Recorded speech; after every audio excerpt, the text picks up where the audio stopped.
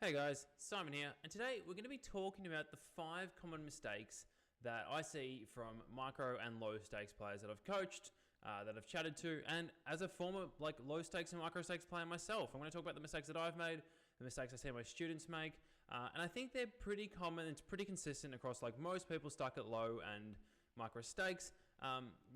They all seem to have similar kind of faults. I'm sure that if you play these stakes, you can relate to at least one or a couple of these things. So hopefully this helps you out, help you get out of the micro stakes and start crushing higher up.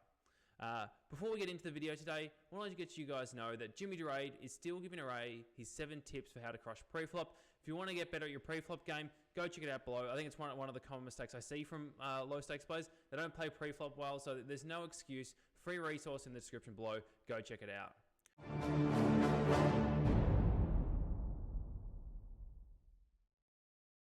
Alrighty, now let's get into the topic for today, and we're going to be talking about the common mistakes for micro and low stakes players.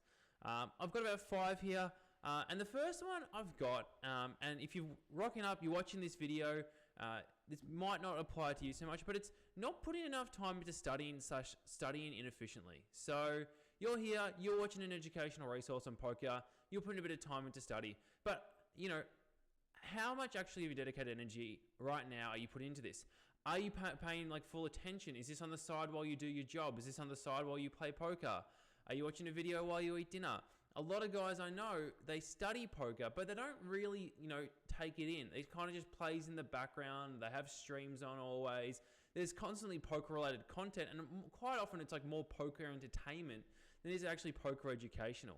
And so this is what I mean by kind of studying inefficiently. If you're here, you're rocking up, but are you actually mentally present? It's something that I often see from a lot of students. They're there, they make it, they're in all the coachings, but they don't really seem to be taking it in.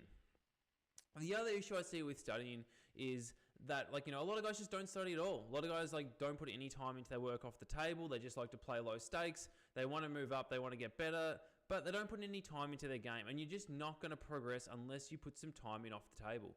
If you're putting in 1-2 hours a week, you're already ahead of probably 90-95% of your competition. And this is really going to help you get better at your games.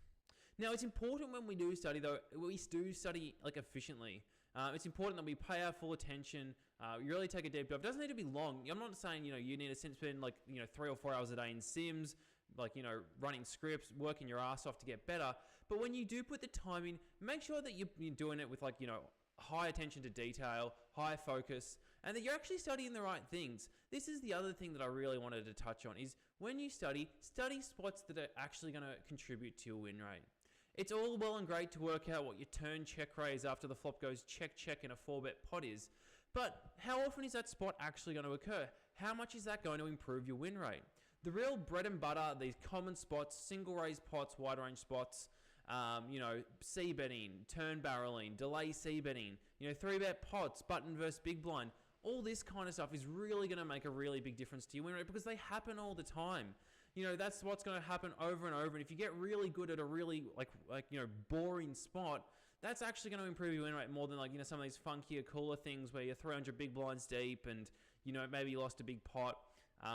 It just doesn't really matter. These things don't contribute heaps to your win rate. What really does is, these really common, boring spots. And if you guys have been attending my webinars recently, you'll notice that.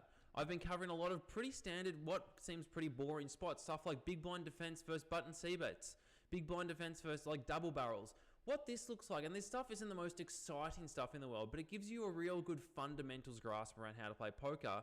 And that's going to give you a really big edge in your competition because these spots are going to add up and they're going to happen time and time again. And the next mistake that I see is an inability for students to make changes in their game.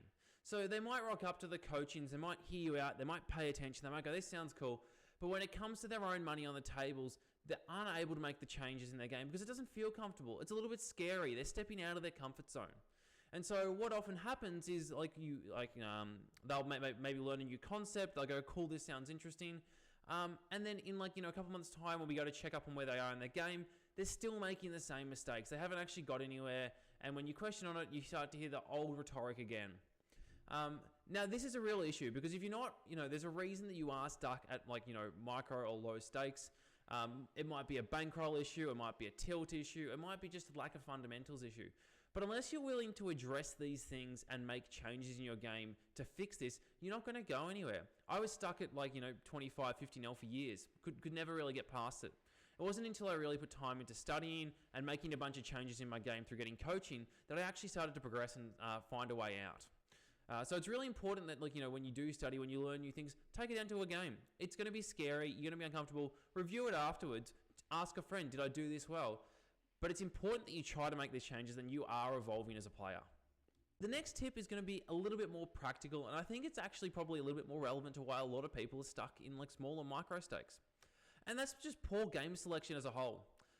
It's really, really common for guys not to put themselves in the best available spot, and a lot of the reasoning I hear is I want to play, I want to reg battle, I want to get better, I want to beat the best opponents, and that's just not how you progress and get through the stakes.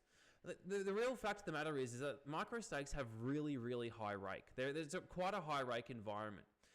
And to get above this and to beat this, you are really going to have to game select and put yourself in the best possible spot to play against recreationals.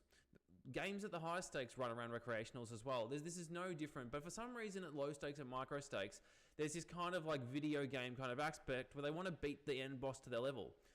In poker, it doesn't really work like that. You kind of coexist with the end boss at the level until you move on to the level above.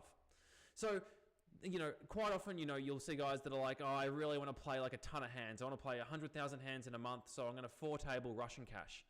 And, whilst that's great for, whoever's running the site and gets to take your rake, it's not really great for you as a poker player. You're not going to have you're not going to have much of a win rate, if at all. And the other problem is that if you're a low micro stakes player and you're spending time off the table studying, you're not going to be able to apply it if you're playing fast fold games and you're making snap decisions everywhere.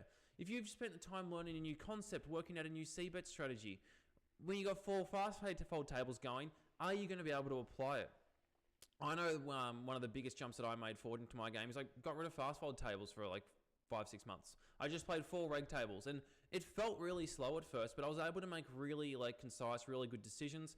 I was able to game select really well. I made sure there was a big rec on my table, and all of a sudden I saw my win rate skyrocket. I was having a lot more fun playing as well. I wasn't eking out a break-even kind of graph that was maybe slightly winning after rake back. I was making lots of money on the tables, and that felt good. That was rewarding, and that really helped me get out of micro stakes. All right, guys, the 4th thing I want to touch on today, and this is going to maybe cause a little bit of a controversy, but it's bad bankroll management, and it's not bad bankroll management in what you traditionally hear in the sense where people talk about, needing 100 binds to play cash games. Whilst all this stuff might be true if you're a professional poker player, if you're a micro and low stakes player, treating what you have as a proper, serious, professional bankroll is actually not often the right way to go about it. And the reason for this is that as a micro low stakes player, you should probably unless this is something that you do for a job, this is a hobby that you enjoy, something you want to get better at, and you want to progress through the stakes and actually get up to mid to high stakes where you actually are making money. Now, the thing is micro and low stakes have traditionally really, really high rake. And if you've got, let's say, only 20 binds or 50 binds to play 5NL, 10NL, but you have a job and you can replenish it, there's no point having a 50, 100 bind bankroll for 20 or for 5NL, 10NL. It just doesn't make much sense. You don't need to play 100,000 hands at each stake and have a 5 big blind win rate, and so you can clear each stake as a level. This is just the wrong way to go about it, and it's really going to stunt your growth as a player. As soon as if you've done a couple months of proper study every week, what you're going to find is you're probably going to progress. You're going to be able to jump through the stakes really quickly, and you're going to be able to make these changes a lot quicker if you can treat your whatever your bankroll is a little bit more flexible, and you're kind of willing to put it in with a bit of extra money outside of poker. I think this is really the best way to grow your bankroll and move up the stakes is, work out that you're a winning player first of all. There's no point in, just putting in more money and just dumping away if you are losing. But once you work out you're winning, and it doesn't need to be cool, I know for 98% certainty I win between 8 and 10 big blinds. But you win at a couple of bigs over 20,000 hands. Yes, that's not statistically significant, but you can still use that to move up. You can still take a bit of a shot. You can be really aggressive with it. When I was playing 50 0, 100 0, and I was working full time, what I often did is I had 12 binds, and that was my bankroll. And if I lost 1 or 2, I'd move down. And if I won a couple, I'd move up. And if I got 12 binds for the next level, I'd move up. And it wasn't like, my total bankroll. Calling it a bankroll was probably the wrong word, but it was what I was playing with. And I knew that if at the end of the day, like I lost, like, my 10, 12 binds, which is very reasonable in terms of variance, I could just replenish it from work. And so having that, like, extra income to help you move through the stakes and actually get to like the points where the money matters a bit more, and where you can actually make proper money playing poker, then you need to take bankroll management a bit more seriously. But before then, there's no point to take it super seriously. There's no point to limit yourself to like, cool, I'm playing 5-0, I need 100 binds, and I need 200 before I can move to like 10-0. It's gonna take forever to do so because of the rake, and you're just not gonna actually, you're probably gonna find yourself being better than what you are. So it's just a bit of a waste of time. And the last thing we're going to talk about is something that's a little bit more like less cut and dry than the previous things, but it's a bit of like a theme that I see across a lot of like micro to low stakes players, and it's a lack of emotional control / accountability for their decisions on the table. And this is quite often a thing where a lot of people, they play really well, they're really solid, like, small stakes grinders. They put in lots of volume, and like for the most part, they make a decent amount of money. And then what'll happen is they'll have a period where they'll lose a couple of hands, they'll go through a bit of a bad run, and all of a sudden their B game and C game really falls off a cliff, and all of a sudden they'll punt a bunch of stacks, and the work that they might have put in for a couple of weeks, a month, is just gone down the drain in one bad session. And this is really important to do as a poker player across all stakes, is to recognize when you are tilting. It's okay to tilt. It's natural to feel these emotions of anger, and it's not helpful to suppress it and tell yourself that you're not feeling the way that you are. This is going to happen, but it's important to recognize it and take appropriate actions. Are you able to take a 5-minute break and come back? If so, great. Are you going to be like making poor decisions for the rest of the day? Maybe just log off the computer and try again another time. It's really hard to like build that roll up, keep moving through stake to stake, particularly if you're starting like right down the bottom.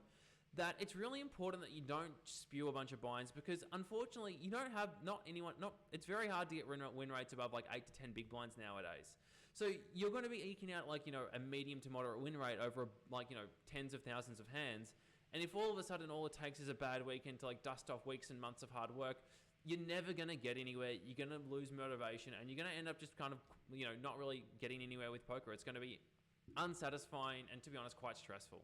So really, really important that you're able to hold yourself accountable. You're able to review your hands and go, yeah, I'm happy with my decision, or I'm not happy with my decision, but I'm happy with the thought process that I tried to take in there. I've learned from my mistake, and I'm going to do it better next time. So these have been my top five tips, or top 5 mistakes that I see from micro and small stakes players. I hope this helps you in your games. Let me know in the comments below. Do any of these things apply to you? Did I miss anything? And until next time, cheers.